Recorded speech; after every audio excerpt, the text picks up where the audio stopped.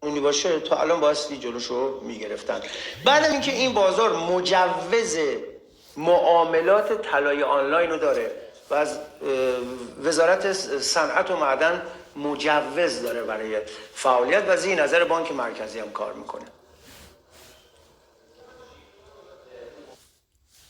استاد مزایای بازار شما نسبت به بازار دیگه چیه؟ ببینید مهمترین مزایاش اینه که شما سرمایه کم وارد میکنید، پول 1 گرم طلا رو میدید حداقل 2,530,000 تومان.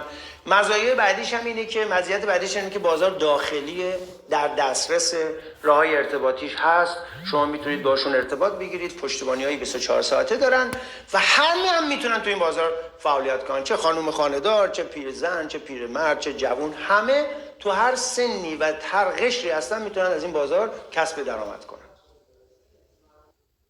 برای واریز و برداشت به سایت ما باید چطور بخریم؟ نه، همش ریال، تومن. شما تومن واریز میکنی، تومن هم برداشت. استاد چطوری میتونیم بازار رو یاد بگیریم؟ با آموزش دیدن.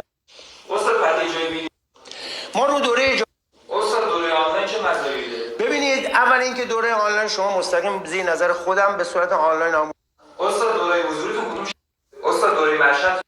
استاد کارگاهتون بشه؟ استاد